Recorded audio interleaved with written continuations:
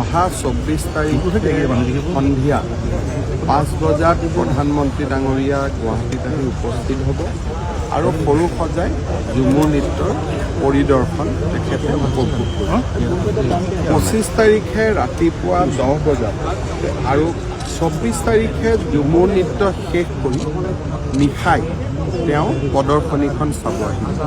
প্ৰধানমন্ত্ৰী ডাঙৰীয়াই বিচাৰিছে যে প্ৰদৰ্শনীখনত তেওঁ অলপ কিছু সময় বেছি থাকিব, সেইবাবে পিছদিনালৈকে অপেক্ষা নকৰি ঝুমুৰ শেষ কৰি তেওঁ পুনৰ খানাপাৰালৈকে আহিব আৰু অলপ সময় দি পেলাই আধা ঘণ্টা 45 মিনিট সময় দি তেখেতে প্ৰদৰ্শনীখন চাব।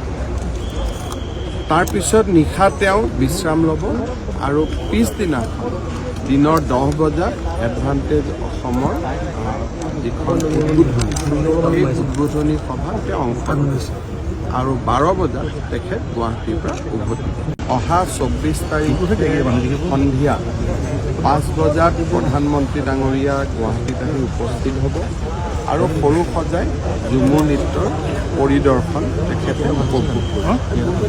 25 তাৰিখে ৰাতিপুৱা 10 বজাত আৰু 24 তাৰিখে ঝুমুৰ নৃত্য শেষ কৰি নিশাই তেওঁ প্ৰদৰ্শনীখন চাব আহিব।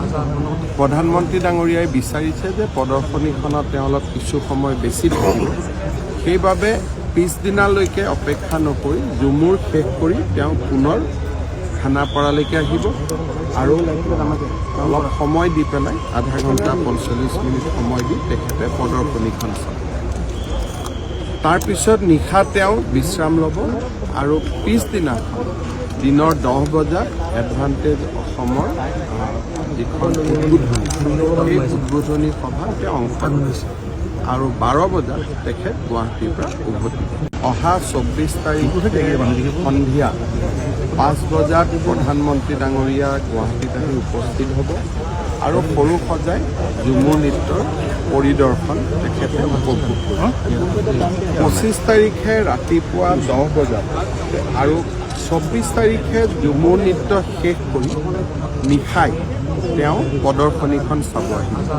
প্ৰধানমন্ত্ৰী ডাঙৰীয়াই বিচাৰিছে যে প্ৰদৰ্শনীখনত তেওঁ অলপ কিছু সময় বেছি থাকিব, সেইবাবে পিছদিনালৈকে অপেক্ষা নকৰি ঝুমুৰ শেষ কৰি তেওঁ পুনৰ খানাপাৰালৈকে আহিব আৰু অলপ সময় দি পেলাই আধা ঘণ্টা 45 মিনিট সময় দি তেখেতে প্ৰদৰ্শনীখন চাব। তাৰপিছত নিশা তেওঁ বিশ্ৰাম ল'ব আৰু পিছদিনাখন দিনৰ 10 বজাত এডভান্টেজ অসমৰ যিখন উদ্বোধনী উদ্বোধনী সভাত তেওঁ অংশগ্ৰহণ কৰিছে আৰু 12 বজাত তেখেত গুৱাহাটীৰ পৰা উভতি